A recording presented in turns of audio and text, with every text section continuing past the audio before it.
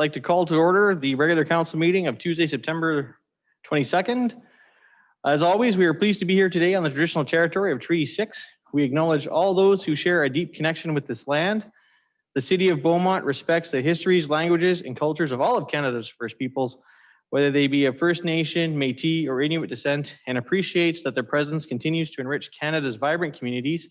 We are all treaty people. As we get going, we have two proclamations to read today. It's my great pleasure to proclaim Orange Shirt Day on September the 30th, 2020. Whereas the Truth and Reconciliation Summary Report, call to action number 80, calls for a national day to honor residential school survivors, their families, and communities, and ensure that public commemoration of the history and legacy of residential schools remains a vital component of the reconciliation process. And whereas Orange Shirt Day is being celebrated across Canada and beyond as a day to commemorate the survivors of residential schools, to remember those who did not survive, and to reaffirm our commitment to ensuring a better future for all children. And whereas the Council of the City of Beaumont supports the importance of creating awareness and encouraging communities to support a safe and inclusive environment for generations of children to come. Therefore, be it resolved that I, Mayor John Stewart, do hereby proclaim September 30th, 2020 as Orange Shirt Day in the City of Beaumont, Alberta, dated this 20th day of August, 2020. Our second proclamation of the day is Daughters Day, near and dear to my heart, as I have two of them. On September 27th, 2020, whereas around the world, women and girls continue to face disproportionate rates of injustices, such as discrimination, abuse, neglect, poverty, and violence. And whereas each year, Daughters Day is an opportunity to recognize and celebrate the tremendous contribution of women while empowering them to pursue their ambitions. And whereas the citizens of Beaumont have a role to play in building a society that embraces the values of gender equality, mutual respect, and dignity. And whereas by working together to ensure every woman and girl is able to enjoy their full range of rights and freedoms, we can build a brighter future for our community. Therefore, be it resolved that I, Mayor John Stewart, do hereby proclaim September 27, 2020 as Daughters Day in the City of Beaumont, Alberta, dated this 20th day of August, 2020. All right, pleased to do that tonight. Those are two very significant things that need to be remembered. All right, first up, adoption of the agenda. Administration, any changes to the agenda? Ms. Thank Winter? you, Your Worship. Administration doesn't have any suggestions to the agenda this evening. Thank you. Thank you. Is there a member of council willing to move the agenda as presented? Councillor Hendricks. So moved. Discussion on the motion? Seeing none, all in favor? Hang on, sorry. All right, all in favor? That carries unanimously. Brings us to item number 3 on the agenda, consent agenda. There are a number of items tonight. I move that council consent to approve the following agenda items without debate. Item 5A, regular council meeting minutes of September 8th, 2020.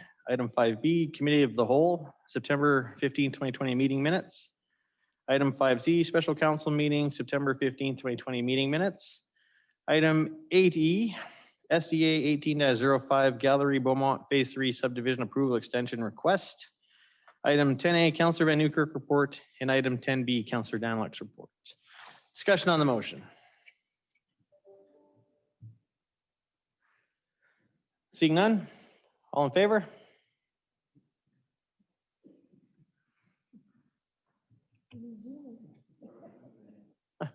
That carries unanimously. Which brings us to item 4, open forum. Ms. Winter, just to verify, we have no open forum this evening? No, thank you.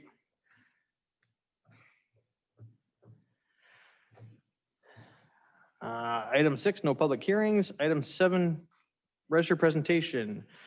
Up first is Miss Karina Hubert coming in on Zoom. Awesome. Ms. Winter, you want to introduce?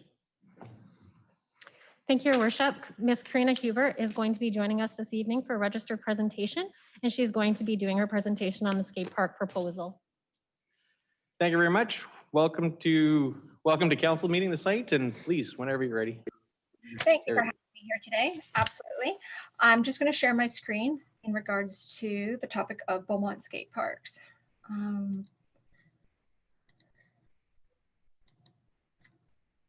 All good? Yep. All right. So what brought me today here for this proposal is that my children of our age, and we use the skate park quite a bit. And as you guys know, that Beaumont Skate Park does sit in the main drag of a lot of the visitors that we have coming through Beaumont. So it had me thinking, let's bring some creativity to Beaumont, because right now, how many of you guys on the council have actually passed through and saw what the skate park looks right now? Have any of you guys took a notice at all? Mhm. Okay, so I was thinking to myself, okay, well, right now we have all these people visiting. There's graffiti everywhere. It's a lot of kind of not too great, a little bit of a sore eye. And this is the first thing besides obviously the nice big Beaumont sign that people see before they come into Beaumont downtown is the skate park. And this kind of brings me part of, well, shouldn't we have this part of our main attraction, like something we should be proud of? And it should also identify what Beaumont is.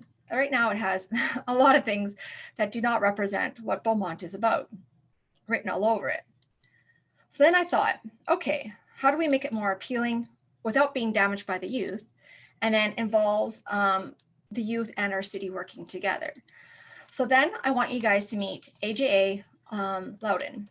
I had him come down to visit Beaumont. And what's really great about this gentleman is that he is a local artist from Edmonton that specializes in doing a lot of murals with spray painting.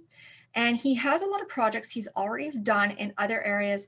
And with like, I'll show you some pictures here. And he's actually got a lot of his murals done with the youth to kind of participate in it. So this way it kind of gives them a bit of pride. So here's some of the visuals of projects he's done in Capilano Mall area. He's also done some work down in the Sherwood Park, skate park areas. And what he's done is he's had a group of students that he would kind of teach them about spray painting, the history of spray painting, do a bit of work with them on the skate park, and then he'd go by himself and he would design in it to make it more appealing. So he'll teach them about the history and culture of spray painting and have it more implemented in with that area. So then I thought, okay, so can we spray paint a mural or artwork without being it damaged later?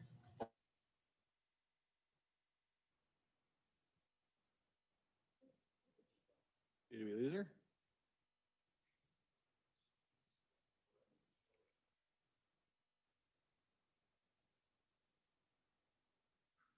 Are we having it? Did we lose the presenter? Oh, there we go. Can't hear you though.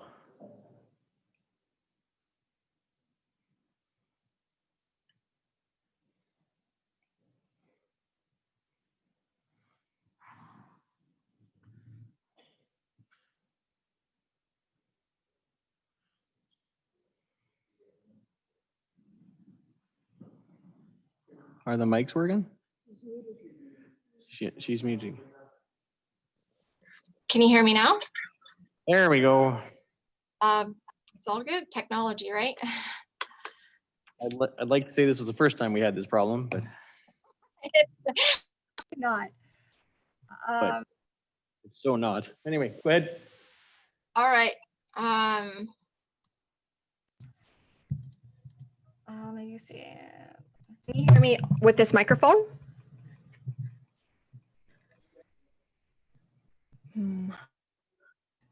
Can you hear me with this mic? Yep, we can hear you. Okay, my visual is just down.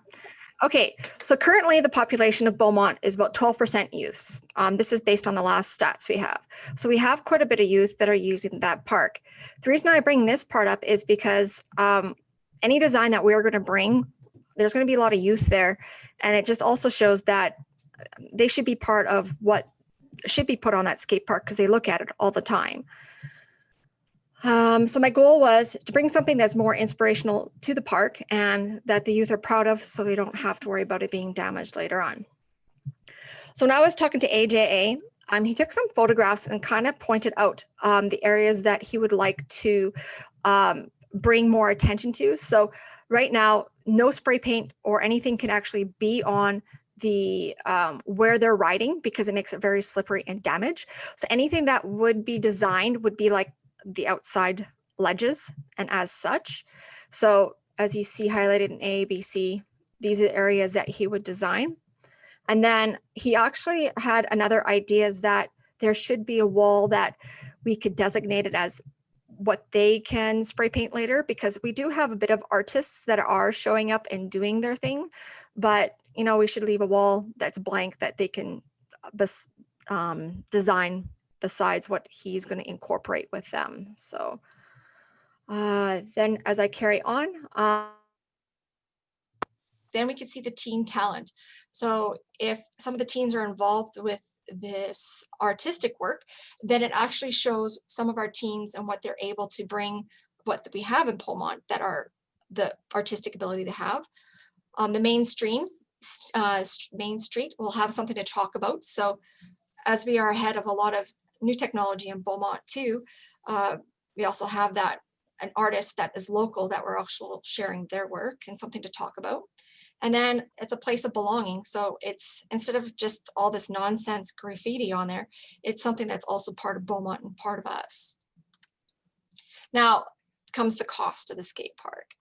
The costs, when I was discussing them, had been, they varied depending on what you wanted. But I was kind of considering, well, okay, if we had in the $10,000 range, that would include us cleaning up the park. Obviously, when I was talking to AJA, right now we can't do it this year, it's going to have to be next year, but we would need to clean the park. And then after that, it would be having 2 groups of teens, 10 in each, to help with a bit of spray painting the history. And then he would go in and finish up the design. What do we need to start? Well, the stripping of the graffiti and then having a contract with him. So this was my idea about making Beaumont shine, especially our skate park, and making it part of a conversation in Alberta about what we have. Ta-da. There we go. There we go. Can you hear me still? All right. Yep, still got you. There we go. So anyways, Beaumont rocks, and that's the end of my presentation. Thank you very much. Appreciate it. Actually, it was kind of timely. We've been having the CAO and I have had a chat about it. The youth council is actually looking at something similar. So I think, do you mind if I take this and pass it on to them, and we'll see what comes back at budget time? I did talk to the youth council about it. Because he said, I was talking to Brody, and because I had brought this up and I wanted to be part of hopefully getting the funds and getting AJA involved, Brody says that the youth council had to step away because it is an idea that was led by, well, I'm not like a nonprofit organization or anything like that. So he said they didn't want to participate in it. So now I'm kind of stuck at this point of, I have a great local artist, I have this idea, but now it's just like, where's the best spot to put this idea? And that's where I'm stuck at right now. Good question. Yep.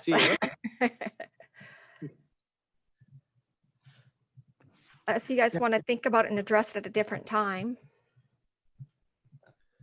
A recommendation I would make is thanks, Karina, for the information, and let administration dig into a little bit and see what type of costing we're talking, and if there's a method through the 2021 budget, and we can bring it back to council at that point in time.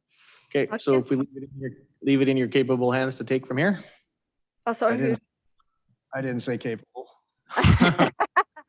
Well, you guys got my contacts. I can give you the contractor's name and that, and then give you the details, and maybe we could follow up a little bit later behind the scenes just to kind of go through it and see where we can move it. And hopefully there could be something in the budget for it. But I would really like to see our youth involved as well, because I feel that if they had something like they call it skin in the game, and they're doing something, then it's worth it to them for being part of it, right? So I think that's kind of what I wanted out of it. So if they want to participate, then I want to see them being involved as well. So No, really appreciate it. So if you can send us the slide deck and the presentation.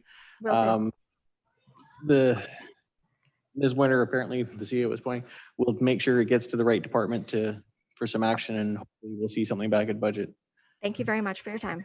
Before we wrap this up, though, I Thanks, will Karina. open it up to questions from members of council if they have any. Oh, is there any questions? Don't see anybody, but yeah, no, appreciate your time tonight, and we appreciate you bringing this up. It's like I say, it's been something that we've been considering for a bit, so Awesome. appreciate it. All right, take care, guys. Have a great night.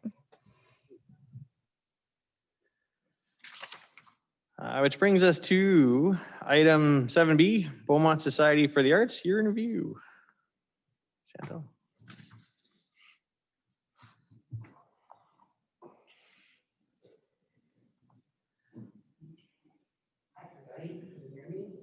Yep, we got you. Oh, hang on. I'm Chantal Yardley, president of the Beaumont Society for the Arts, and I'm here to kind of give you our 2020, well, it's actually a delayed 2019 report due to COVID. So we're going to talk a little bit about 2019, a little bit about 2020, and a little bit maybe kind of start some question and answers. Yeah, Chantal Yardley, longtime resident, BSA president. I've been here before, and you'll probably see me again. This is our second slide, has just sort of a group photo. This isn't everybody, but this is a lot of the people that are involved in the BSA. We have a dedicated team on our board, as well as roughly a dozen volunteers that we try to call on for various events and things like that. Slide number 3. In 2019, we had a really successful year, actually, and after hundreds of volunteer hours, we managed to pull off 14 events in this amazing city. And so I'm just going to briefly go through them. The first one was our conference, slide 4. We need like a cue word, Shalane. What should we say? Click. We had an arts conference, so we have run this arts conference for several years, and it helps us sort of try to find our needs and allows us to network with other, I lost my word. Other people who have interests in the arts. I feel like there's a better word for it, but I can't think of it now. And so we connected with counselors, we connected with artists, and as always, a lot of our arts conference, including this year, is dedicated to sort of finding our needs in the sense of a facility and a future home for our arts. That's usually what we sort of is a lot of our guiding concepts in the conference. Click. I think that's one too far. Maybe one more back. No. There should have been one there that had some slides about school groups that we have brought. So in the past, or in 2019, we brought Rocco and Dakota, a traveling theater company from Prospero, and they came to the Beaumont Comstead High School for 2 performances. We also brought Alberta Opera. It went to Bellevue, Bowmeadow, Colonial, Dossero schools in Beaumont. And we also sponsored the Swiss Men's Choir, which came to the library. Number 6 slide, I don't know where that slide went. We had a great event with the dueling pianos, and it was a fundraiser not only for us, the BSA, but also for the Beaumont Blues and Roots, as are running the bar, and they did really great there. Then next slide. I just kind of put some pictures. It's like every second slide isn't working. We had a French band event where we brought in the French band that had been running at the Beaumont Comstead High School for approximately 10 years. And we kind of had a big reunion that was actually a really great community event that brought together some really old French families from town and the young kids who were playing this French music. It was really a great event that, I don't know, was kind of a surprise. And so that's how we were supporting youth. We also supported youth by some awards given on behalf of the BSA to the artists at Artbeat at Beaumont Comstead High School as well. Let's see, no more slides. Are we giving up on it? We're working on it. Darn, there were some really nice pictures. Anyway, we also support the Beaumont Blues and Roots Fest, and they support us. We have a really great synergist relationship with them, and being a huge festival in Beaumont, we think that's important. And one of the ways that we partner with them is insurance. And if we didn't help pay for insurance for them and for us, we would not be able to afford a lot of these events because we need insurance no matter where we are. So that's really great. We also support the Beaumont Society School of Dance with 2 scholarships for kids who are maybe needing some assistance in new dance equipment or next year's registration. And so here, this is where we're at, slide number 9. We partner with the library as well on various events, definitely Alberta Culture Days. We've also brought in the Alberta Baroque Ensemble as a concert. Other groups we've partnered with is the Beaumont Artists Association for their show and sale. And we've even assisted the St. Vital Seniors Association by helping them bring in a bit of entertainment for their fundraiser. And we fundraise for ourselves using T4X gear that we sell at the Painted Door, which is also a nice synergist relationship between the artist and the Art Society. And the last slide of this is, I believe, our number 10 is our Christmas concert event or Christmas festival. And it's sort of our big flagship event, something that we like to celebrate the church as a facility, as well as several schools and choirs and churches in our community, while also bringing professional artists here to perform. Good. So that was 2019 as far as events. The next slide, number 11, just kind of touches on the fact that we spent a fair amount of time together with the mayor and with administration, creating and finishing the policy, as well as creating the Beaumont Arts Council and its terms of reference. And so that kind of wrapped up. I think you guys did kind of the final vote on that this year though, didn't you? Like the accepting vote. And so obviously with COVID and summer vacation and things, here we are kind of getting into late 2020, but things are rolling. We do have some questions for the volunteers. The struggle is trying to find volunteers, to be honest, at this point. It's a challenge. And our volunteers, we're stretched very thin at this point. All of us have full-time jobs, and a lot of what's being asked is a full-time job in itself, which I'll get to, I guess. But it is rolling, and obviously you guys can ask me questions about this, but the wheels are in motion. We're hoping for a meeting at the end of October. They're gathering their things and their people, but it is a lot of work. It's going to require more policy. It's going to require more terms of reference, and that's going to take time. Next slide. Here's just, so looking into 2020, so that was kind of a wrap up of 2019. 2020, we've already done some pretty cool things, even though COVID maybe stifled us a bit. They still managed to get a conference going in the early part of the year, and they hired or got a lot of professional artists from a variety of facilities to come and talk about building a facility and what they learned and what they wanted, and sort of had a discussion surrounding that. So that was really a success. We also, again, we had the mini BBRF this year, which was exciting and sort of unexpected. We have brought Citadel Theater and Improv, Atomic Improv, to Poutine Park behind Chartier. We had a running Yocella event, which was yoga and cello in Four Seasons. And going forward, we are trying to create more scholarship opportunities. With COVID happening, it's definitely allowed us to kind of re-examine what we're doing as a BSA. And one of the things we thought would be maybe important would be something, some sort of scholarship program for Beaumont youth. It is kind of what we were looking at. So we're getting some balls rolling that way.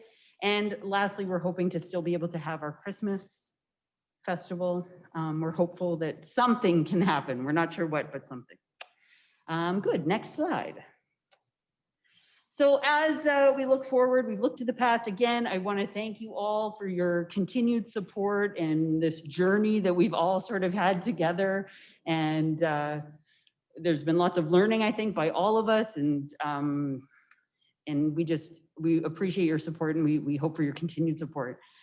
I do want to clarify, in the past, we usually come with a budget submission, and we don't have to do that anymore, so that's great. But last year on our budget submission, we did ask for a manager type position or a arts and culture coordinator.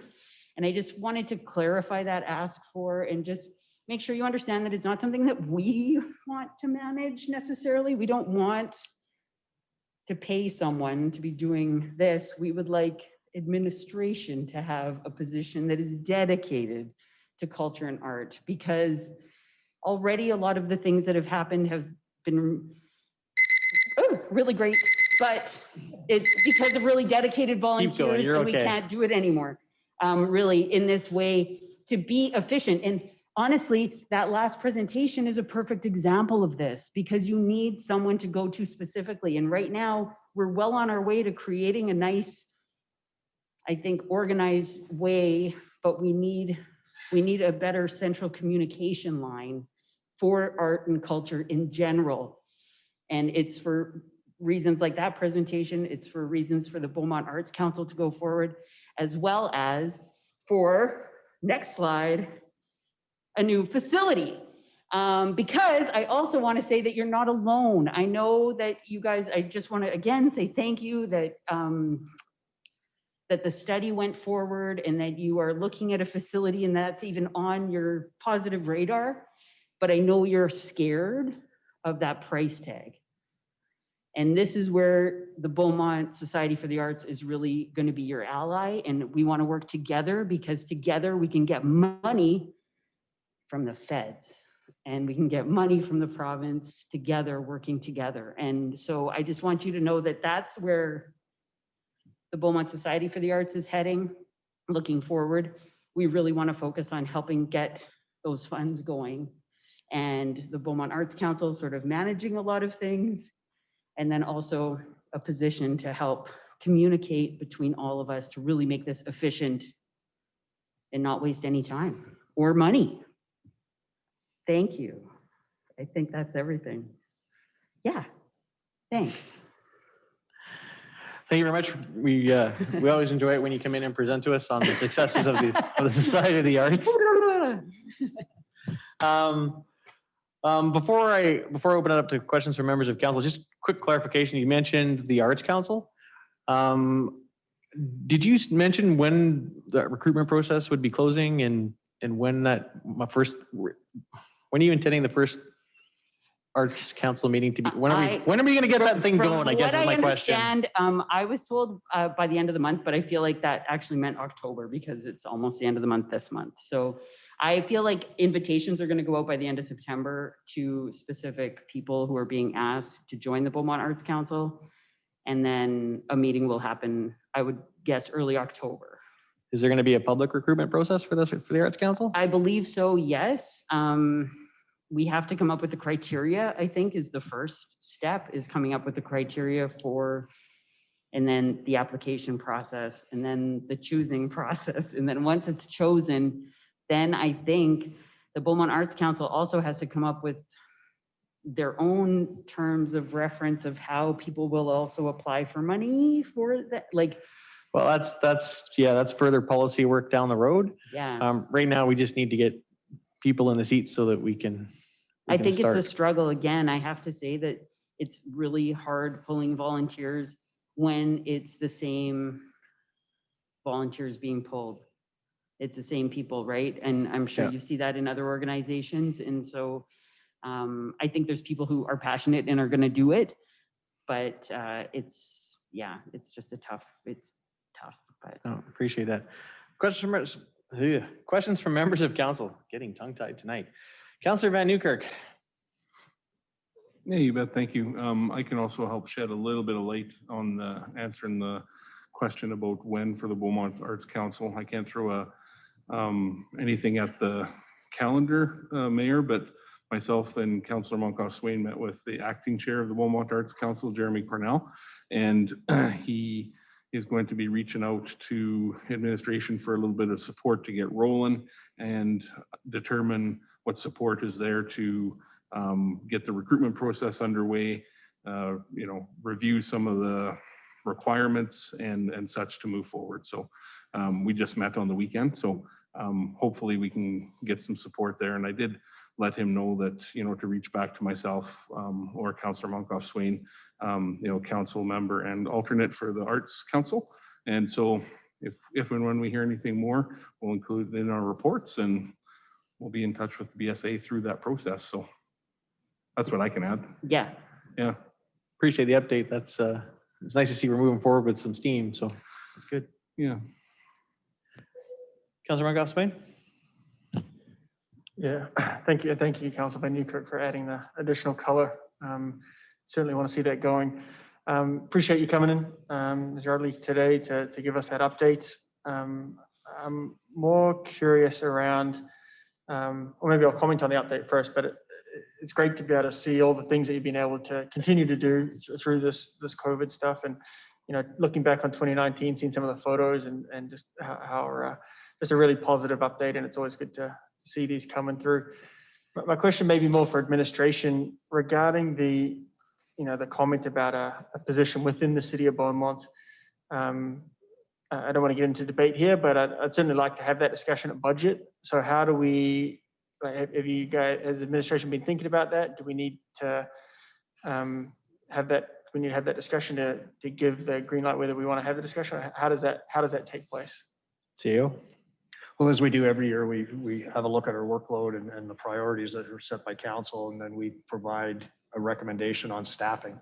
So I would suggest that Paul is probably doing that based on the conversations that they've had. And we will, that is certainly an open, a topic that can be openly discussed at budget by council and administration. And I'll just put a bug in Paul's ear to do a little bit of digging. Yeah, See where he's at. I guess where my question was going a little bit further is, we've got that pre-meeting, I guess, on the 6th, I want to say, maybe if I made that date up, but an earlier meeting, Mr. Dowler, where we kind of talking about ideas and all that sort of stuff. So that could be an opportunity to kind of throw this around and have a discussion. Certainly. Okay, thank you. Councillor Danlock? Thank you, Worship. Mr. Arley, thank you. Always a pleasure to have you at council. Very quick question. I know this has been a tough year for the arts community with events, as it has been for her entire community. Do you have any events planned for the fall that you feel are confident are going to proceed based on criteria, or it's pretty much a crapshoot, I'm assuming? Yeah, we don't have any fully planned. We have one on Friday. This Friday, we sponsored a hip hop artist to come to the youth center and they have a Friday fireside event every Friday. And so we hired a hip hop artist for that. Again, we've kind of tried to jam in as much as we can in the nice weather, with outdoors being a feasible performance space. But the province did just announce a lot of new information about indoor singing. And so I think it's just a matter of us kind of getting our handle on it and seeing if there's anything we can do in and with the facilities we also have. We're kind of tied in a few ways because things aren't open either, right? Even the high school, like you couldn't normally, maybe we would be able to rent even the atrium or the drama lab or something, but you can't rent anything anymore. And I don't know, obviously the rec center is open. Is it true? My son is the rec begging center me already opens today. That's where I'm supposed to be. I should be at the pool with him apparently, but I don't know what's going on with the CCBCC either. Sorry, first week of school, kind of not really. It's been a month, but it feels like a week maybe. I don't know. But I think we would obviously be open to it. It's just a matter of kind of wrapping our brains around it and finding. Artists are out there, they're looking for work. And so if we can find ways to support them, I think we would love to. Thank you very much. Councillor Barnhart? Thank you, Your Worship, and thank you very much for everything, not just the presentation. A tremendous amount of work, really awesome. I'm going to ask a question about money, though. We're right in the thick of things around money. I don't see any reporting here. Was there an end of the year accounting? Has that been done yet, or where are you at? No, I wasn't. I was under the impression we didn't have to do that anymore because we're a budget line, but that could be untrue. We do submit all our papers to we do our taxes and stuff as a not-for-profit. So that report is available, but we were never asked for one this year. And I was under the impression because we were a budget line, we didn't have to do the report like we did, but I don't know. Again, that can be produced. I'm not sure I heard you. I'm sorry. It's the muffling Um, effect of the, so you're saying that you did? We ask- have reports because we do them for our own taxes, but we didn't submit you any for didn't submit- no, 2019. And that's okay. Can you just give me a verbal idea of whether or not you ended up with a surplus for the year or? No, we spent exactly the amount. We make sure that by the end we're trying to spend, and I think we actually overspent because sometimes what we've done in the past is pre-book, because we pay for the CCBCC for the year. We have used in the past, but I don't think we did that in 2019. I think we just cut it right on the edge and got it really close. I can definitely get you those numbers and I would paperwork love to. easily. I'm sure that the administration is Yeah. going to give us that at budget time, but I just thought I'd hear from you with, and can you remind me how much money this city? $50,000. 80, 50? 50? 50 is what, yeah, we And no received, requirements to come back with a report is what you're saying. from what I understood. Did you just say? Well, I thought you did have to have a financial report. Maybe. I understood the financial report to being there when we were coming with a budget request. Because it We'll switched find out. when Yeah, we, we'll look yeah. into that and and get back so- to you. And again, Confusion this is there. a great example as to why we need like a central thing. And I do want to say, like, I appreciate everything administration has done too. And they've been really easy to work with, but I think it's just been a lot and too much for everybody to handle it all. And so again, another reason why a position would be great to Dedicated even to report to. Yes. And I love the people. Again, I don't want to say anyone's not like pulling their weight because I know there's so much work being done, but I just think this is making steam forward, but we need someone here as our like actual contact person for all the culture groups as well. It's not just us, it's the Heritage Society, right? All of those groups. I think they want to grow. We all want more, but we do just need that one kind of go-to here, and that might help. Thank you for those answers. Thank you. Thank you. I'll see no further questions. Once again, thanks for coming in. It's a Good. great report. It was a great discussion, and there'll be more as we go We'll forward. get you some money reports. Thanks. To Amanda, no, yes. Thank you. Thanks. All right, that brings us to business item 8A, implementation of tax recovery process. Mr. DeBlanco. Good evening to your worship and the rest of council. I'm before you this evening with a recommendation to have 22 properties enter the tax recovery process. Also set reserve bids on each and set the conditions on public auction. In a normal non-COVID year, notice of assessment and taxes are issued on or before May 31st, and the due date will either be June 30th or July 1st, depending on weekends and whatnot. The MGA provides structured guidelines for dealing with tax recovery for municipalities. These guidelines are outlined in attachment 3, which is page 35 of your page 3585 of your agenda package. As noted before, we have 22 properties that remain in arrears as disclosed in attachment 1, which would be page 31 of your agenda package. These are properties that have amounts in arrears that are still outstanding for the 2017 tax year. As a courtesy to the landowners and any folks having interest in these properties, we've issued one final reminder that the tax roll is in arrears and that the city is proceeding with the tax recovery process and is setting a date for the public auction. We would need to set reserve bids as close as possible to the market value of the property, which in this case, admin is recommending that we set it at the assessment value. And at this point, we're seeking this to provide information and recommendation to council regarding the tax recovery process. Thanks. Thank you very much. Appreciate the update as we do this time of year every year. There are 3 things that are on the recommendation tonight. that council offer the parcels identified in attachment 1 for sale at public auction on December 11th, 2020 pursuant to Division 8 of the Municipal Government Act. Second motion, that council set a reserve bid that is as close as reasonably possible to the market value of the respective parcels identified in attachment 1, and that council set the conditions on the public auction as identified in attachment 2. We may be able to combine all that into one motion, but those are the three things that we were being asked to do tonight. So I'd open it up to questions from members of council. For Mr. Blanco, Councilor Danlock. Thank you, Worship. Thank you, Mr. Blanco. One quick question. We did say as a courtesy, we gave the owners one final letter to advise them of the situation. Any of those owners respond back to that letter? I'm just curious if anybody actually replied back to it. I'm assuming they haven't, but I'm just curious about that, please. Through your worship to Councillor Daniluk, the letter would have gone out late last week or early this week. I'd have to clarify when it went out. Typically, in a normal year, that letter will have those owners that receive it make payment before December 11th. I believe last year we didn't have any properties that went all the way to the auction stage. So typically that last final letter is the catalyst to bring these accounts into good standing, at least for the year in question being 2017. Councilor Monkoff-Swain, followed by Councilor Stout.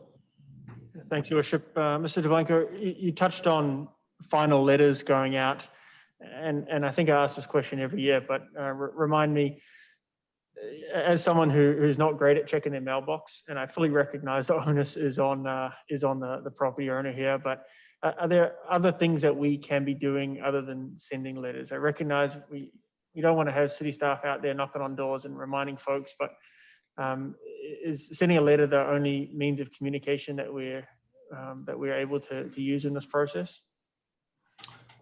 Through your worship to Councillor Monkoff-Swain, between the implementation of the tax recovery process and the actual auction date is when admin takes further steps, phone calls, knocking on doors, like you said, things that we go above and beyond to avoid the tax sale.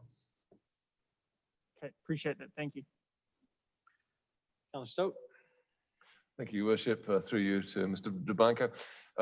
Did I hear you correctly to say that in the previous year, the final letter, we hadn't actually auctioned any of these properties in arrears? Is that correct? Through your worship to Councillor Stout, that's correct. Last year we had a few properties go through this process, and we admin was able to make collection of the payments prior to the auction date, which is what we seek to do every year. Okay, thank you. Follow up? Go ahead. Oops, sorry. So historically, has this ever happened? Have we ever, as far as you're aware, had to auction any of these properties in previous years? Through your worship to Councillor Stout, to my knowledge, there hasn't been a sale of a property in recent years. Okay, thank you. Appreciate that. Thank you very much. Appreciate that. 22 seems awfully, it seems like the number's up over previous years. Is COVID affecting this? Apologize. To your worship, as the amounts pertain to 2017 and not the current year, I wouldn't imagine that COVID has a factor in the number. It might just be a little bit of timing between this final letter and this report coming to council. I believe last year, perhaps the letter went out a week or two prior, so we were able to wean that list down into single digits prior to this report coming. Okay, appreciate that. Seeing no further requests to speak, I'm just going to verify with Ms. Winter. I can combine this all into one motion, correct? Thank you, Your Worship. Just looking at the three separate motions, what I would do is just have the first motion recommendation go as one motion and then combine the last two together. So have two separate motions instead of three. Thank you. Thank you.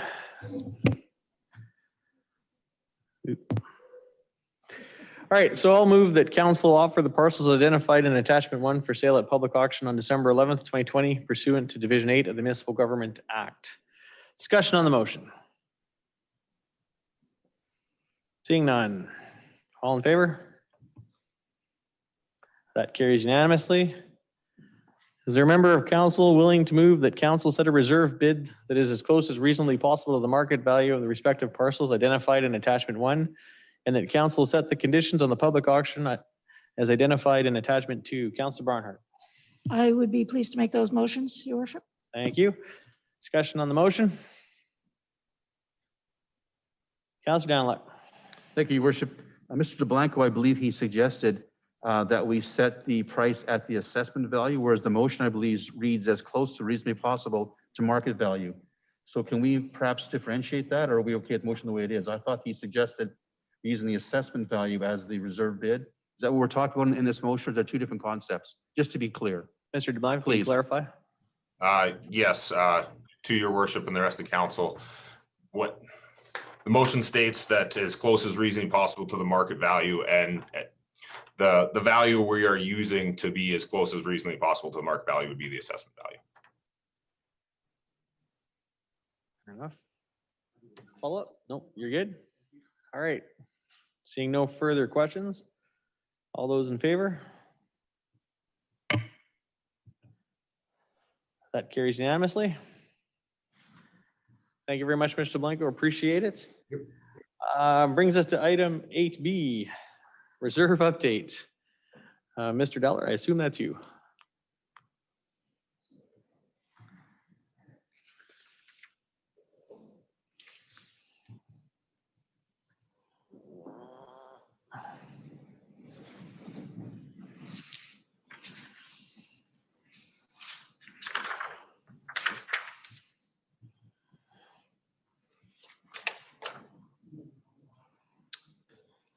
Good evening, Mr. Mayor, members of council. This evening, administration is providing council with an update on City of Beaumont's reserves and recommending that council approve the proposed financial reserve policy that has been included in attachment 1 of the report provided this evening. Currently, the city has no formal policy related to financial reserves. And so the proposed policy being presented attempts to provide the consistent standards and guidelines for the management and oversight necessary for this subset of city assets. Contained within the policy, administration has identified each reserve.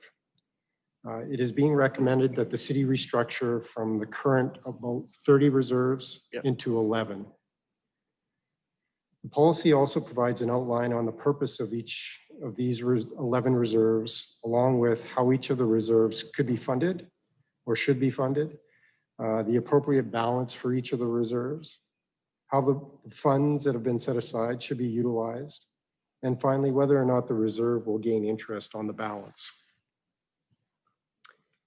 In addition to the specific information and guidelines on the individual reserves, the policy also provides some specifics on the administration of the reserves themselves.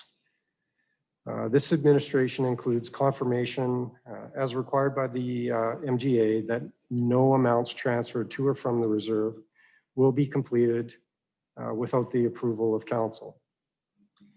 As well, if it is determined that a new reserve is required, then the establishment of the reserve must be approved by council. It is administration's intention that council will also be provided with regular updates on the status of the reserves as part of the quarterly financial reporting process. As part of the year-end, annual year-end process, administration will also review reserve balances and determine if any funds should be released or redesignated to another reserve. Any proposed amendments or adjustments would be presented to council for approval. And finally, it is proposed that the policy be reviewed every 2 years in order to determine if more substantial changes or updates are required. In terms of the balances in the reserves, attachment 2 of the report attempted to provide an overview of where the reserve dollars are currently and where administration is proposing they be transferred to if council approves the new structure and policy. With this slide, another attempt has been made to provide a more simplified view of the proposed reallocation of the existing balances. So essentially on this slide, you will see that as at March 31st of 2020, between the reserves and the unrestricted surplus, we had about $32 million. We did pay $4.5 million for the land repayment, which brought the balance down to $27 million, about $27.5 million. That $27.5 million is being proposed to be reallocated amongst the 11 with the balances you see on this presentation slide. You can see at the bottom, again, all of those balances amount back to the $27.5 million that's currently there.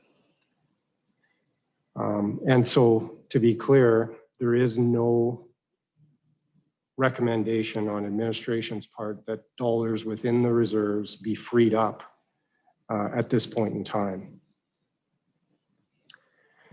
That concludes my short presentation and would be happy to answer any question council may have. Thank you very much, Mr. Deller. I know that council has been waiting for this report for a long time, and it's nice to see that our balances are healthy, but not overly so. It's also nice to see everything being simplified. I'm not even going to count, but down to that 11 where it makes it more simple, more easy to track, better able to tell us where we're. So I'm really happy to see this. I'm really supportive of the policy, but I will open it up to members of council for questions. Councillor Van Newkirk. Yeah, thank you. Through your worship to Mr. Dowler. A details question. Page 48 of 85 talks about the technology replacement. And I wondered if you could speak to the optimal balance portion where we've said we're going to look at it over 10 years. It seems that technology might swap out faster than that. And just wondering if you could speak to how the genesis of that 10-year recommendation for technology replacement. Thank you. Mr. Deller. Certainly. Thank you for the question, Councillor Van Newkirk. In terms of the 10-year, the 10-year is a time frame, not necessarily on the specific replacement of any one individual piece of technology. It's to give a 10-year view of what our technology requirements and replacement of that technology looks like over that 10-year time horizon. And wanting to go a little bit beyond the typical 5-year horizon. Again, recognizing that technology is not going to last the 10 years, but specifically from an operating budget perspective, what you want is that longer time horizon so that you can see the impact that it's going to have on the contributions that you need in your operating budget to sustain the reserve for at least 10 years, if that makes some sense. Yeah, you bet. Thank you. Yeah, it's a over 10-year number, not an at 10 years number. So yeah, thank you. Councillor Danlock, followed by Councillor Mungo Swain. Thank you, Your Worship. Thank you, Mr. Deller, for the presentation. I too was looking forward to this report being done, and it was well worth the wait. I do believe you have laid this out very logically, easy to follow, which is important for council and our citizens to see what we're doing here. One thing we had talked about previously, and I think I have a procedural question for you, is that I was expecting to see something along the lines of saying, for example, in the utility reserve of just over $8 million, if that was going to be sufficient or not. But my understanding from reading through your report is that council needs to approve the reserve policy first, and then we can then determine if, based on the reserve policy we've approved, if that actual amount is within the range of 5 to 15%. Is that correct? I was looking for the end result before we approve the policy. So you have to approve the policy first, and then apply the policy to the reserve number to see if they're sufficient, insufficient, and so on. Is that correct? Mr. Deller? Yeah, you are correct, Councillor Daniluk, and apologies, it may seem somewhat overly bureaucratic, but I believe it is important to have the policy approved by council in principle and in actuality. And then based on that policy, we can come forward with some recommendations, hopefully through this budget process, around the utilization of those funds as they are now outlined in the new policy. Thank you. Rebuttal? Follow-up, Second sure, go ahead. question to me? Thank you. Not a rebuttal, second question, sorry. It's actually a Not follow-up, what you not said. a What you said was rebuttal. Good. So We're give me not a actually rebuttal, debating sorry. anything right now. Actually, no, I don't find it very dirty crack at all. I think your logic makes sense to me. And I think that's the important thing, is that we do the proper steps. And so my next question simply is, the range of 5 to 15% is a common theme in the report. Is that based on your experience, or do you anticipate that maybe a 5 to 10% range might be better for some items? I'm happy to approve the recommendation on the 5 to 10 this evening and maybe drill down at a later time. But can you advise where that 5 to 15% range had come from? Is it based on your experience or other municipalities you may have spoken to? Yeah, it's a bit of a combination of experience and best practice, to be honest. You know, you do some reading on what other municipalities have done with reserves. And you know, the research I've done is some of them are as high as 15%. A lot of it relates to the risk tolerance in the organization. So if you look at the city of Beaumont and our risk tolerance, I think 15% is pretty healthy in a lot of instances. So setting that as a maximum, you know, I would anticipate never really achieving that maximum, to be honest, or not needing to achieve that maximum. The one reserve that scares me the most, though, is the utility reserve. You are talking about a bunch of infrastructure that's fairly costly, underground, not seen. And so the importance of getting some better data on those assets is pretty important to determine where we are within that range of 5 to 15%, or where we should be in that range, specifically on that reserve. Thank you. Councillor Montgomery Spain, followed by Councillor Barnhart. Yeah, thank you, Worship. First up, just an exceptional piece of work here, Mr. Dowler. You know, I think going through a few budget cycles here, and it's always been in the back of my mind, you know, we had a page, kind of a one pager there, but it was never really clear that the status or health they're in, or just how we applied them. So exactly what was asked for. So thank you for delivering that. I have a question around on page 46 around the planning operating reserves. And I think I can get away with this because Ms. Mohammed or her staff aren't in front of me. It seems strange to me that we would have a reserve for planning. So you talk about here, provide funding for one-time expenditures associated with planning activities such as updating the MDP, a CARP, land use bylaw, etc. I guess if we needed to do that, I think we would find that money in the tax roll. I'm just surprised that that was part of reserves. Could you just provide a bit more thinking around why planning would be part of this? Mr. Dowler. Certainly appreciate the question, Councillor, and it is one I struggle with as well, to be perfectly honest. I think this is one from my perspective that will evolve.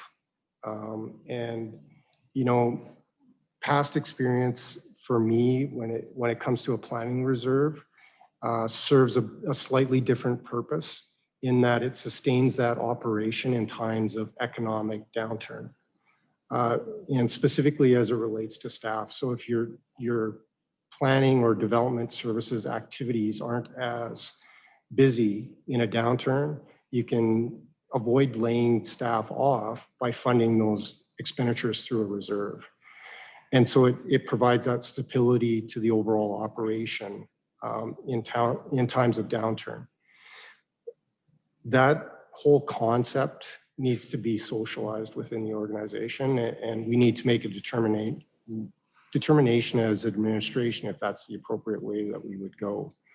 But I totally understand your concern and don't necessarily disagree with your comments that you wouldn't necessarily use the reserve or a reserve for those kinds of expenditures. One-time expenditures can be fairly significant when we're talking about some major planning activities. So it's not entirely out of the ordinary to see them funded from reserves. Whether or not it needs to be one specific reserve for it, it is a good question. A follow-up. Follow-up, sure. Not a rebuttal, a follow-up. Sorry, Councillor, I had Gonna be that kind of night. Okay. Sorry, I appreciate that. And so, I mean, I was curious around if it was a staffing thing.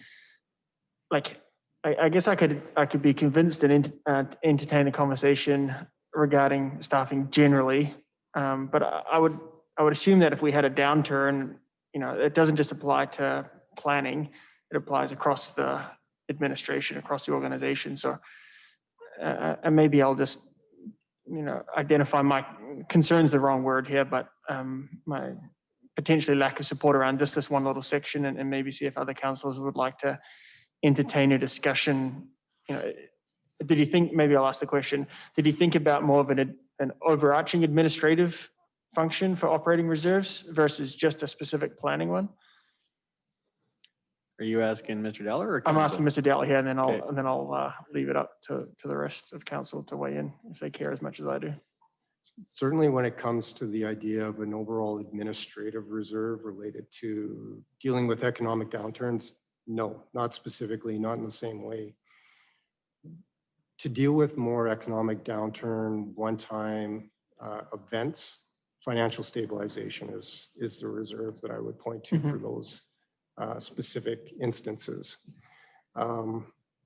As I mentioned previously, my past experience, I have seen a reserve specifically around the planning and development function. And part of that is to try and be able to respond to developer requests in a timely manner when the economy turns back up. To staff up in that way can cause some delays for the development industry, which creates some problems. So again, that may not be the appropriate use for this organization. I think that is something that we have to look at and see where that possibly could go. I see the CAO wanting to weigh in. Yeah, just to remind everybody, especially members of public, nothing gets spent from the reserve until council approves it through budget. So if we were to come back and Mr. Alla raises a number of different scenarios, depending on that scenario at that point in time, that's at the time that we'd have that discussion and say, you know what, it doesn't make sense to fund it that way. Let's fund it a different way, or we need to make some organizational changes, temporary or otherwise. So we still have plenty of time for that dialogue. And sorry. Go ahead. I recognize that. I think where my overarching concern comes from is when I looked at the utility number, and is there a way to potentially bolster that? So, unless if council aren't as excited about this as I am, maybe we go through the policy and see how it works, and can always adjust it down the road. Like, it's not a roadblock for me, but I was interested in the discussion, so thank you. No, I do appreciate your concerns, Councillor Mungo-Swain. The utility numbers do worry me too, but I was going to take that up at budget, and hopefully that report on our underground infrastructure will be completed at that time, and we'll have a better baseline, and administration will have a better baseline. Councillor Barnhart. Thank you, Your Worship, and thanks for the report, Mr. Dollar. It's great to see this information in front of us, and it is clear. I wish I could hear every word you're saying, though, and it's not your fault, it's mine. The muffling is really, so I may be asking questions that you've already answered, so forgive me. But the one on economic development, the capital reserve, I just want to make sure I understand underneath optimal balance. So council will have a request for budget of $2 million each year going into that account. Is that? Because where I get lost is it said if funding levels reach the maximum, then funds would go into the operating reserve, the financial stabilization reserve. So moving money back and forth from reserves, I think I lost something there. So could you clarify that for me? Mr. Deller?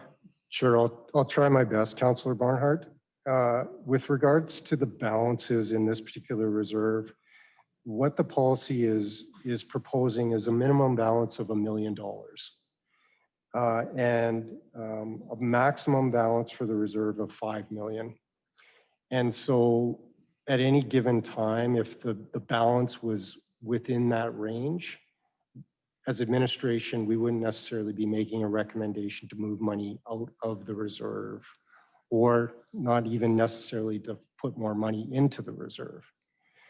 And so in your scenario, if it's right now, the recommended balance to be in that reserve is $2 million.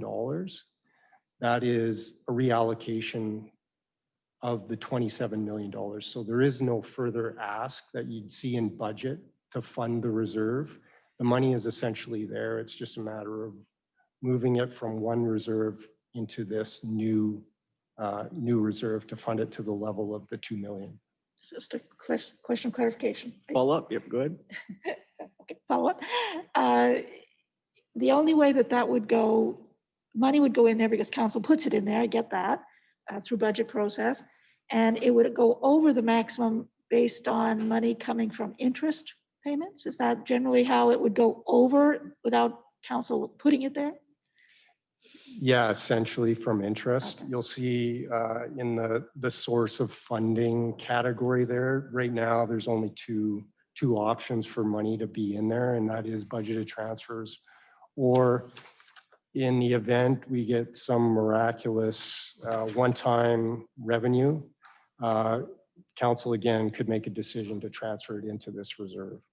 Okay, thank you very much. Councillor Stout. Thank you, Your Worship. Just wanted to comment on the planning reserve, the size of the planning reserve versus the utility reserve. I'm showing 2%, less than 2% of our budget reserve would be in the planning reserve, and compared to the utility reserve, which is the biggest single item, of course, and that's over 30%, 31%. And I noticed as well that I mean, this is a policy document, and the optimal policy for the planning reserve is that it doesn't fall below 0%. It doesn't fall below $0. So yeah, I don't think we need to derail the policy discussion at this point to remove the planning reserve. Well, I do know part of budget is generally a discussion surrounding reserves and their balances and transfers too. So we will have opportunity later in this year to Yes, have another go at this. but it's it will not make up the planning reserve on its own. Whilst yes, I wonder about how necessary or essential that is. It's not going to make a big difference. It's 2% of the total reserves, less. So yeah, not a big concern for me at this stage anyway.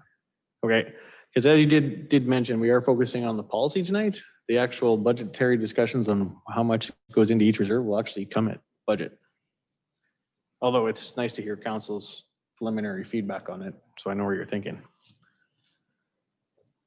Any further questions for administration before we move the motion?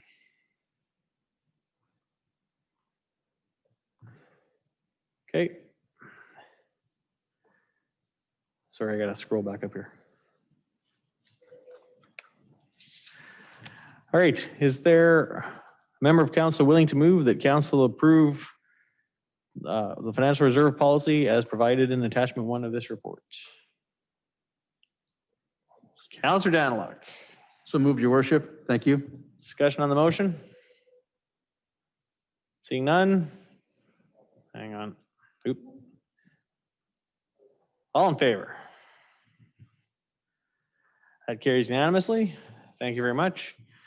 As we've been sitting now for 1 hour and 10, we'll take a quick 5 minutes and then push on to the rest of the agenda. So currently in recess. Thank you.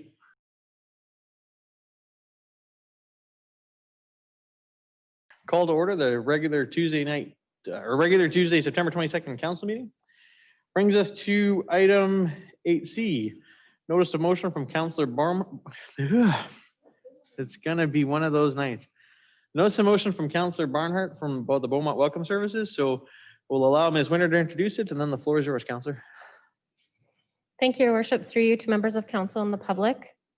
In accordance to the meeting procedures bylaw 974-20, once a notice of motion is made, it will be placed on the next regular council meeting agenda in which the elected official who made the notice of motion is present.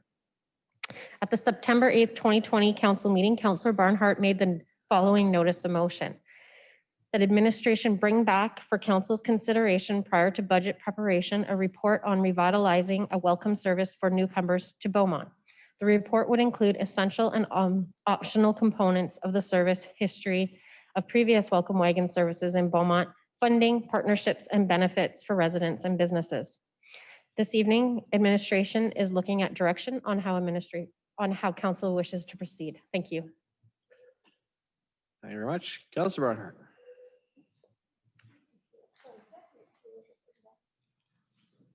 Mayor, I'm bringing forward this motion today on behalf of new residents who have become members of our community.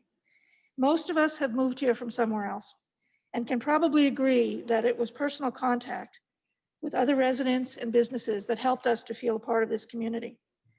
In addition to schools and churches and social events, another way that we can build a connected community is through personal contact with individuals and businesses when they arrive in our city. That's why I've proposed that administration bring forward for council to review a history of the Welcome Wagon service that was in operation here for many years. The last 5 to 10 years have been very successful, thanks to a member of our audience, and the Welcome Wagon organization internationally has ceased, but the need may still continue. In May of this year, the mayor asked me to follow up with Michelle, who has been the face of Welcome Wagon, a well-known and well-respected, passionate supporter of Beaumont. I met with her, and we subsequently met with staff and a representative from the Beaumont Chamber of Commerce, and we explored opportunities to retain the benefits of this service. My motion today asks for information to be brought back to council outlining what this service could look like, what options there are, what would funding and partnerships look like, and how would it benefit residents and businesses. And I'd like that to come back before budget time. Thank you very much. So I'll accept the motion as moved. Open it up for questions and debate from members of council.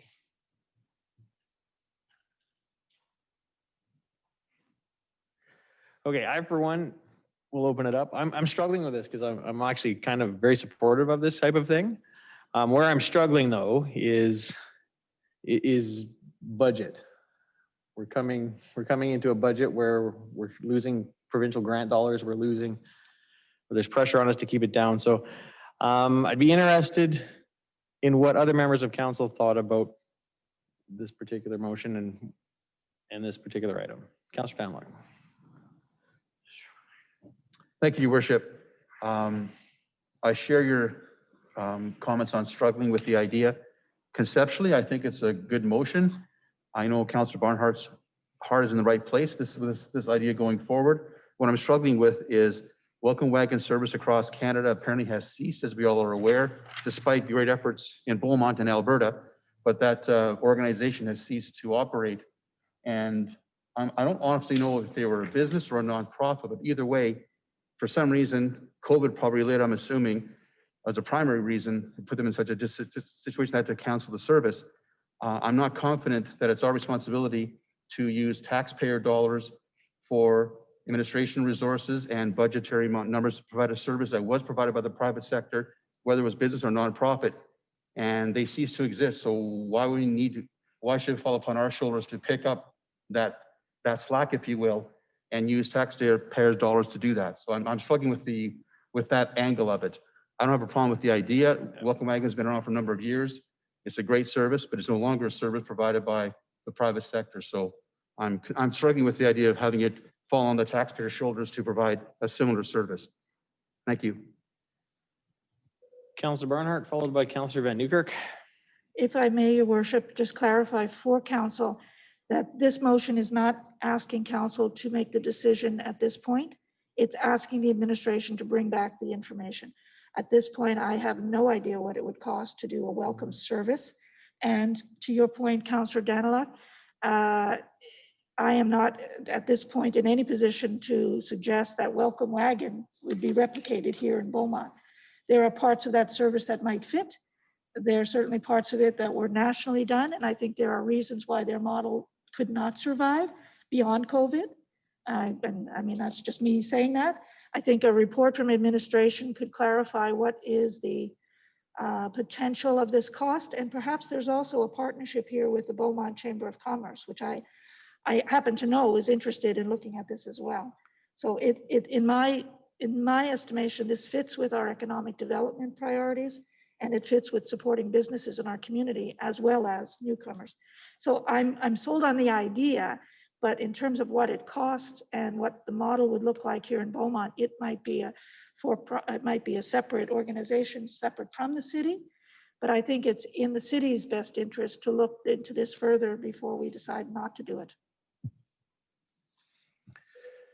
Councillor Van Newkirk. A couple questions. I got one for Councillor Barnhart and then one for administration. Councillor Barnhart, I didn't catch the end of your statement regarding the timeline you were hoping. Would you be able to just restate the timeline you were hoping to get this back in? I'm thinking information before budget time. Okay. And I think that might be October 6th, but I don't know. And if I could, just further to that, it's not that there hasn't been work done on this already. I do think the administration has some ideas of what this might cost us, or what models it might look like, because there were meetings held in the past few months. So there is some information already collected. Yeah, the second question, maybe CIO, I suppose. What level of effort do you think would be required? Should this be passed, what level of effort would be required to do this? And would administration, in fact, have time to do this before budget? I'm concerned with how hard we're pushing administration on many fronts as we move forward, that the timeline might be a struggle. Just some comments there, please. Yeah, thank you very much, through your worship, to Councillor Van Newkirk.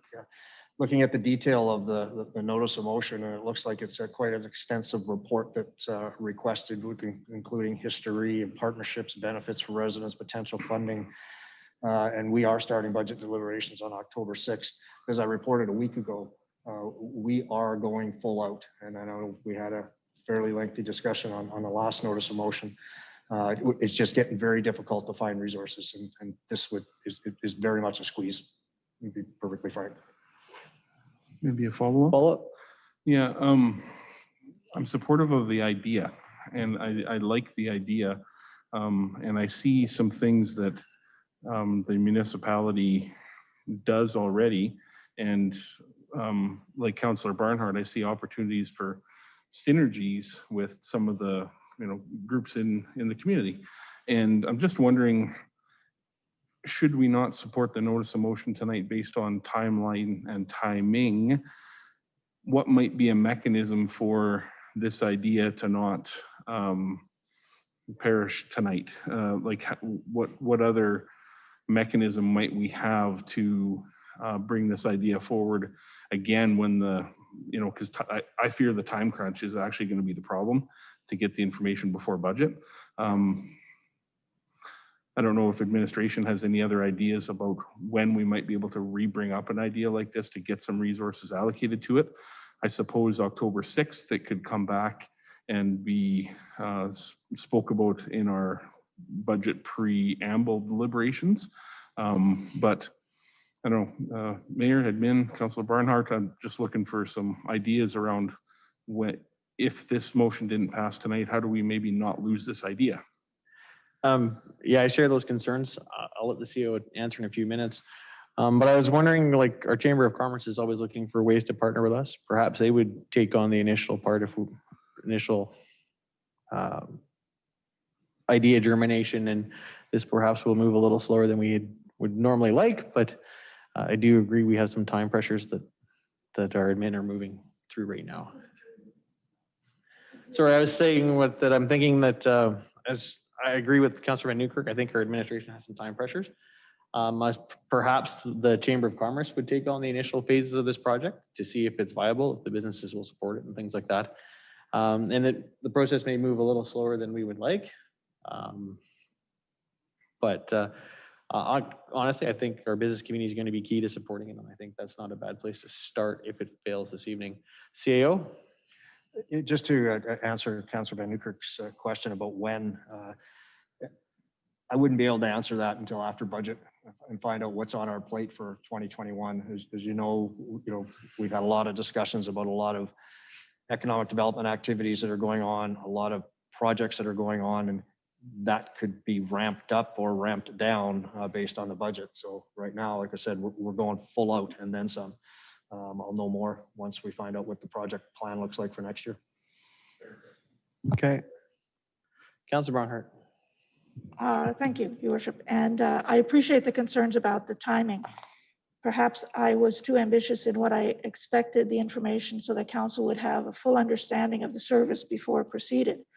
I have to say I'm quite disappointed that the work that the community started and had staff work with us, with them, has gone nowhere, and we won't even see that report. I don't even know what the outcome of that was. I was personally invited by the mayor to participate in this, see what I could do to help. And at the meeting, the staff asked me to stay out of it.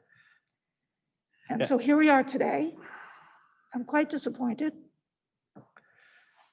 Perhaps the timeline is too ambitious. End of the year might be better, but I don't think it should die today. I think this idea needs to continue. Thank you. Oh. Councilor Margoswain. Yeah, thank you, Worship, and thanks, Councillor Barnhart, for bringing this forward. I generally struggle opposing notices of motion that come back forward with us. We're just looking for information. So I appreciate the way that you've worded this, Councillor Barnhart, in the sense that you're not asking us to commit to it, and similar to notices of motion that I've put forward in the past about bring information back and then we can make a decision. So I appreciate how you framed it. I too struggle with the timing of it all, but maybe I'll have a question for administration and a comment. I think a lot of focus has been around partnering with the Chamber of Commerce, and certainly that's one aspect to it.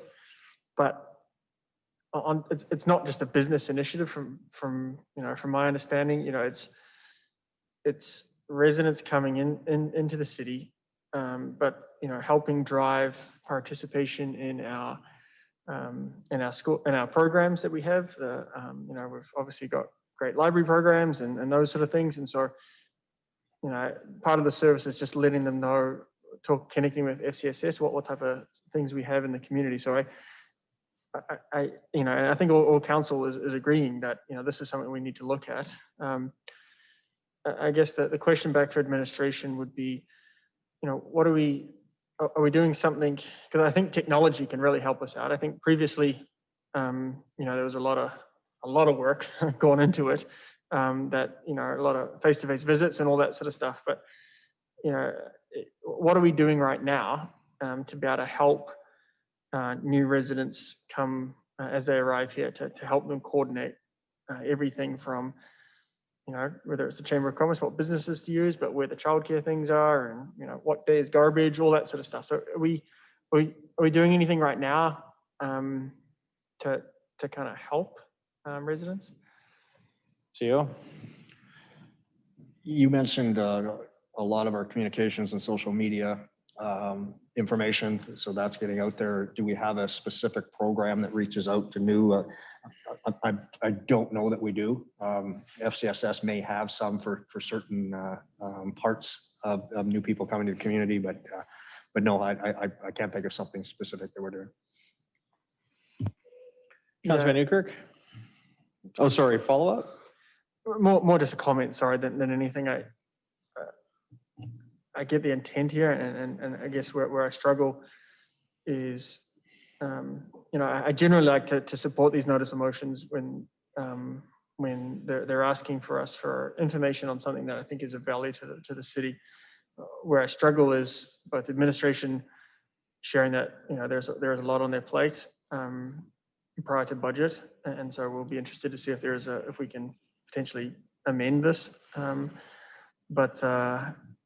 Yeah, being prior to budget is certainly a concern, but definitely don't want to lose sight of the conversation, particularly, and I wasn't aware of all the work that had already been done on this front. So thanks for sharing that. So those are just my initial comments for now. Thank you. Councilor Van Newkirk? Yeah, thank you. Looking kind of beyond the notice of motion and more about welcoming folks to our community.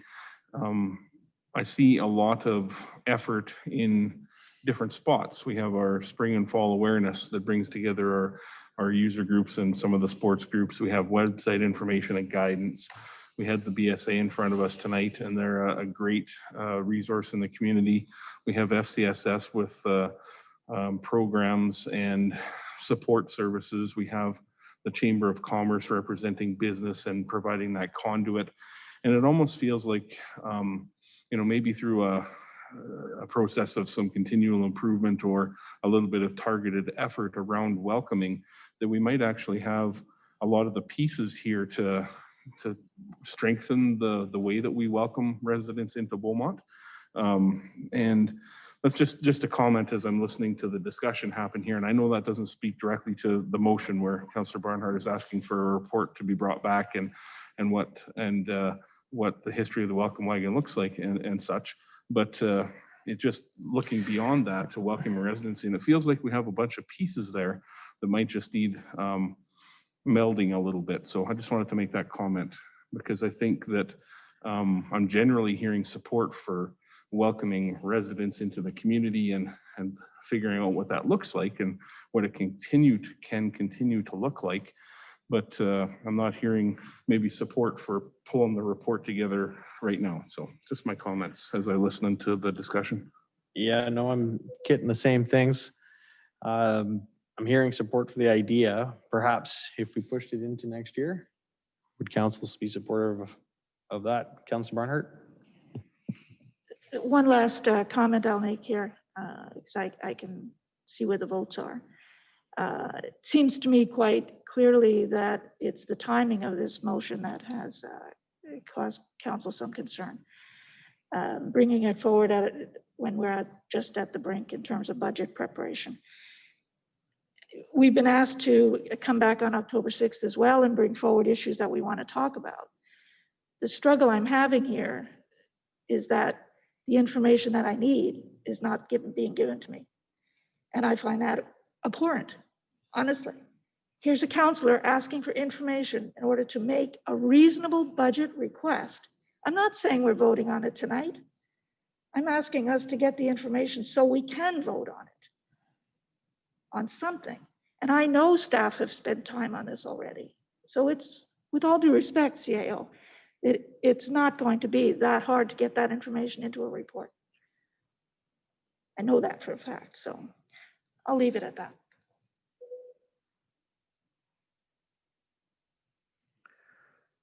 Further discussion on the motion?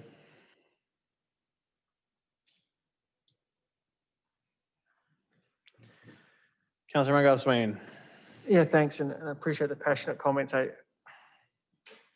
What I don't want to have, because I think you've heard some comments concerned around the timeline, so I think you're there.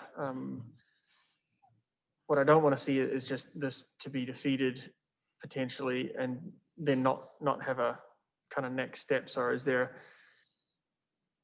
I guess I don't know the background about what information you've been asked for, what you've asked for, and what you haven't got. I can't speak to that. Yeah. Is there a way to either adjust the motion, or do we talk about this during strategic planning? During the early parts of 2021. What I don't want to see is if there aren't 4 votes here today, then this motion dies, and then what happens, right? So I'm trying to, just before you call the vote, I'm just trying to make sure that there is a way that we can still have this conversation. So, maybe amending the motion or further discussion. I'm not sure, but I guess one last ditched effort to not bring it back before budget, based on what everything is being shared, but to make sure that we don't lose the essence of this important piece in our community. So I'll pause there. I'll stop there, I should say, and see if anyone else wants to weigh in, and if not, then I guess we'll vote. For me, it seems to be that the argument is mostly around timing. Councillor Barnhart, it is mostly around timing. If Councillor Barnhart was willing to amend her motion to be prior to the end of Q1 in 2021, I think you would see support. But I will leave it to my fellow councillors. Councillor Van Newkirk? Yeah, I just want to reiterate my support for the idea, a concern for the timing, but also just to, you know, rehash what I said earlier is I think there's a whole bunch of pieces at play already that do a bunch of the things that we're wanting to do. So I don't know that it's as large a stretch as we might think going into the budget process this year to, you know, potentially allocate some resource to do something like that. And I know it has to be weighed against everything else that we're doing, but when council decides something is important and votes that way, then it can be done. So I definitely, if this motion is defeated tonight, I personally don't see that as the idea is over, right? Like similar to what Councillor Monkoff-Swain had said. So I would be looking for some ideas and places to bring the conversation back to life or keep it going is where my head would be at. So just enough for me. Thank you. Councillor Barnhart? To keep this alive, and the mayor and Councillor Van Newkirk and I think Councillor Monkoff-Swain, what you're saying is take the requirement to have this back by budget time out of the equation. I don't want to lose it either. So yes, but I don't know what time is the right time. I think again, I put forward that I think the information is there already. I know Ms. Garrett has the information in her head and she's willing to share most of that. The problem I'm having is that if we put it off beyond this year's budget and it comes back spring, it may still end up in 2021 budget. I can live with that. I mean, I don't think the service could start up right now with COVID anyway. And I think there's a limit to how much we can do right now. So preparing and having it come back later, if that will keep this moving and keep it alive, I will definitely make that amendment. Take out prior to budget preparation and just say, bring a report back. Yeah, because budget does get approved in February, so there's opportunity to add then. And as we prove this year, we can make budget amendments as we go. So at the risk of losing it entirely, I would make that amendment. okay.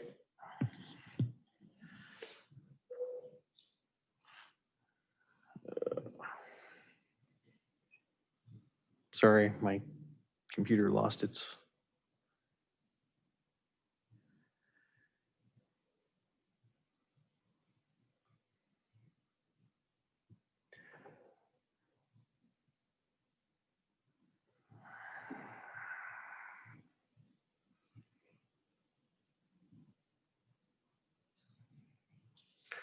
Okay, so you're just willing to move, just so I'm clear on the motion, that administration bring back a report for council's consideration, a report on revitalizing the welcome service, etc.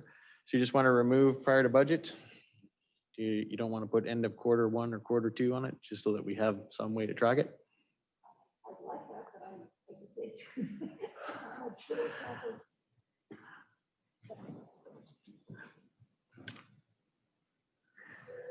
Councillor, nope. So I'm just saying, so I would put quarter one on it, but that's just me. Councillor Danlock?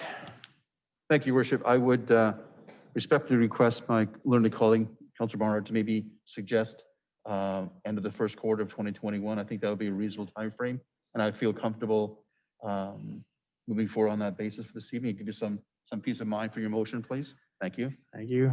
That's two. All right, Councilor Barnhart, I'm going to ask you to add quarter 2021, end of quarter one, 2021. Thank you. All right, so the amended motion is as follows. The administration bring back for council's consideration prior to the end of quarter one, 2021, a report on revitalizing a welcome service for newcomers to Beaumont. The report would include essential and optional components of the service, history of previous welcome services in Beaumont, funding, partnerships, and benefits for residents and businesses. All those in favor?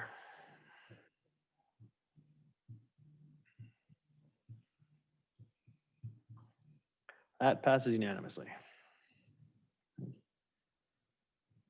Which brings us to item 9, bylaws. There are none. Councilors' inquiries and reports. Are there any members of council wishing to ask a question of administration this evening? Okay, Councilor Van Newkirk. Yeah, you bet.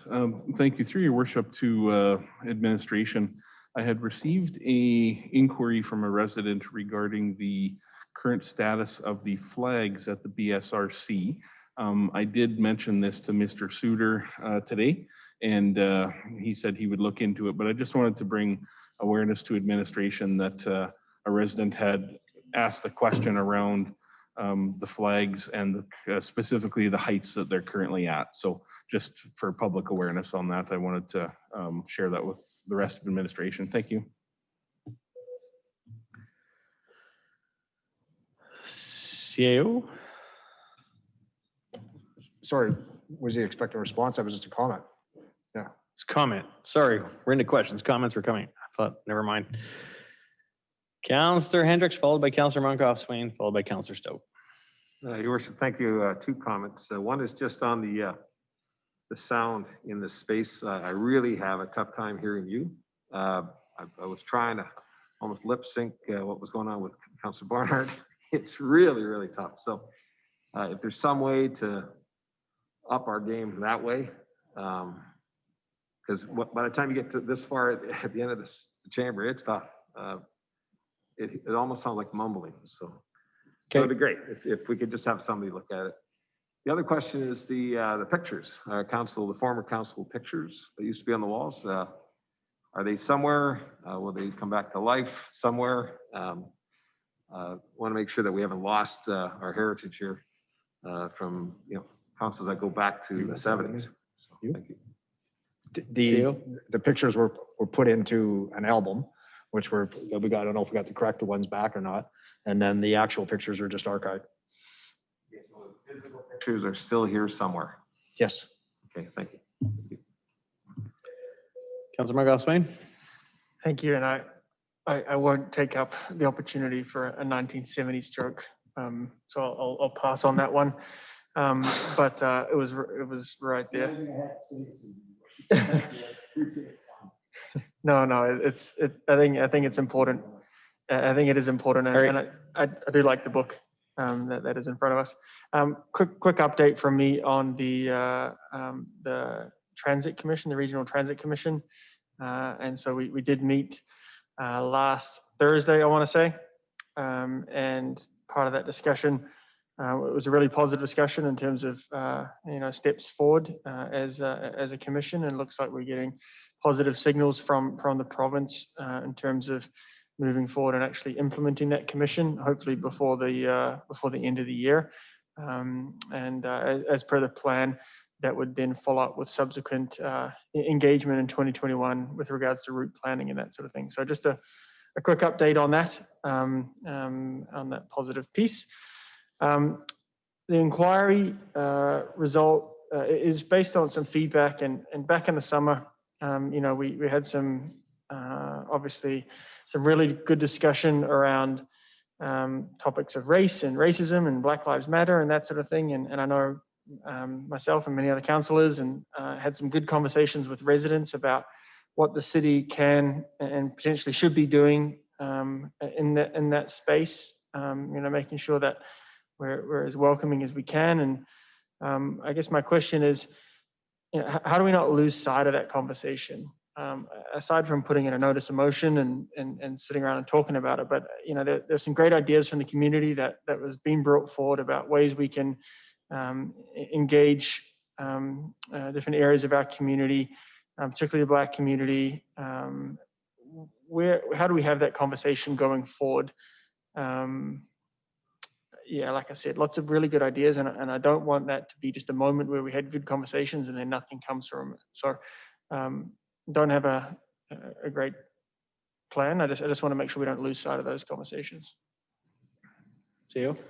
Yes, thank you very much, Councillor Monkoff Swain, through your worship to Councillor. Kind of a coincidental question or comment. Yesterday, administration did its first session of equity, diversity, and inclusion training that we are going to include. We have another session on Thursday that's already triggered some ideas within admin and within FCSS of how do we continue to advance this and involve the community. And there were some really good conversations that happened yesterday. We are going to include council in that same training coming up here in Q3 or Q4. Q4 it looks like. I'm really confident it's not going to get lost. It's going to become part of our organizational values and what we do. And it'll evolve into involving the community as well. It was actually very good. Okay, just a follow-up then. So, appreciate the training is a great step and appreciate involving council in that.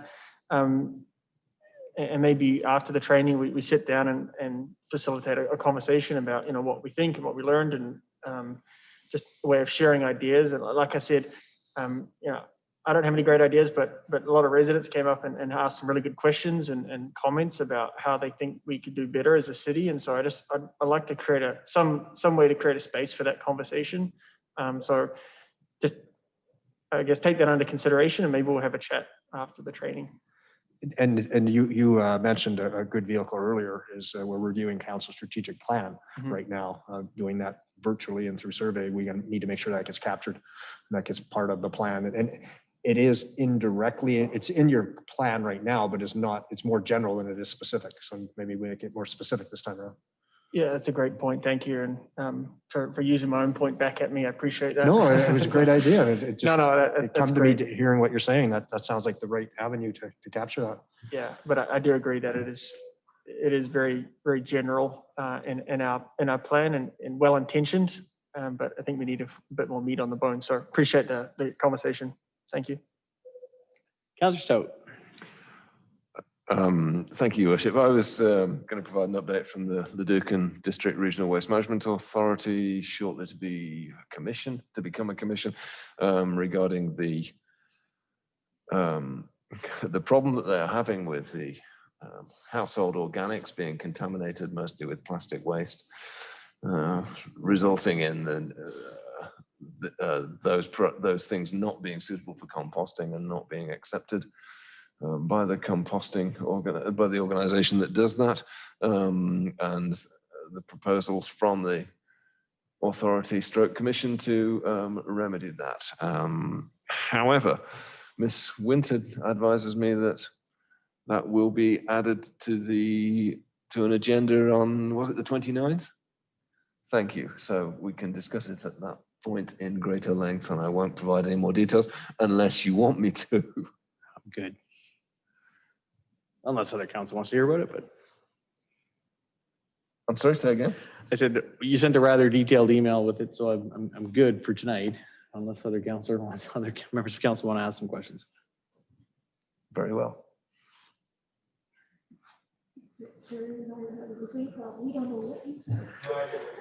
All right, so I'm going to ask everybody to try and speak into their mics because I think that will help.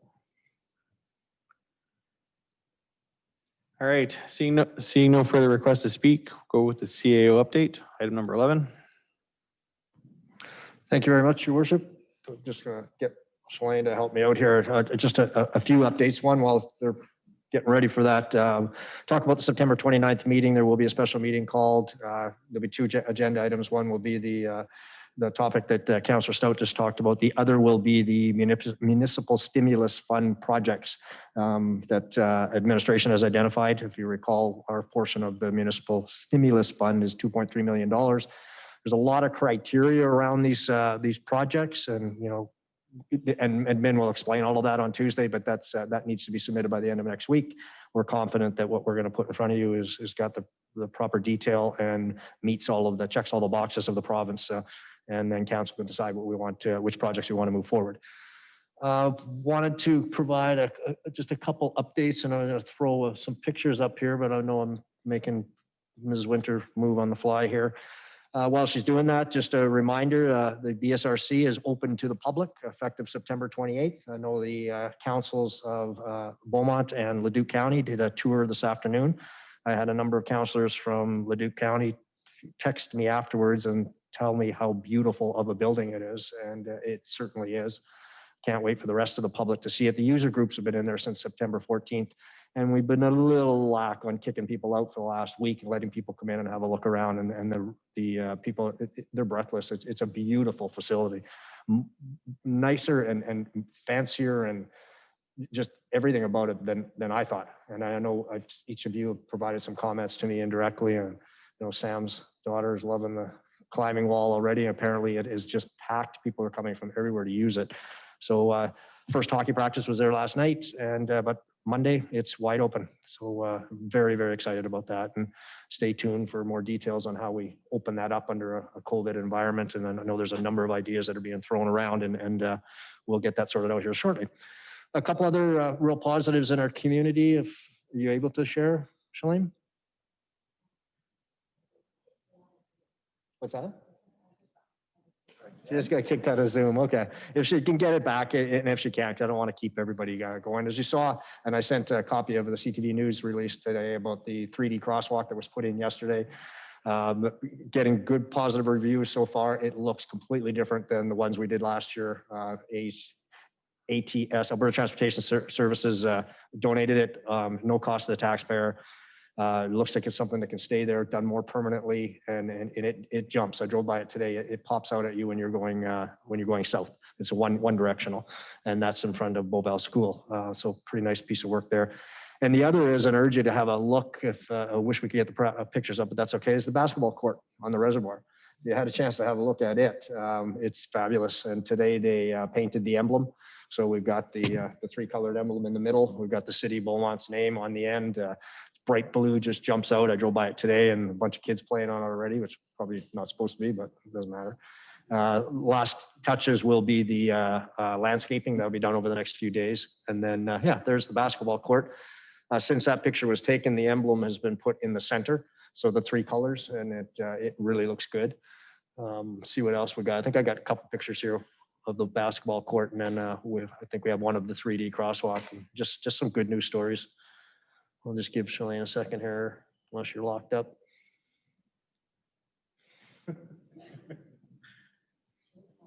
Oh, that's new on your screen, but not on ours. So while Shalane does that, we can. I'm going to wrap up. That's what I had to pass along as far as updates for council. Thank you. Appreciate that. There are no items of correspondence this evening. Is there a member of council wishing to make a notice of motion? Seeing none, there are no items for a closed session. And thank you very much for everybody's participation tonight. We had some good discussions. And we'll now call the Tuesday, September 22nd council meeting to a closed and be an adjournment.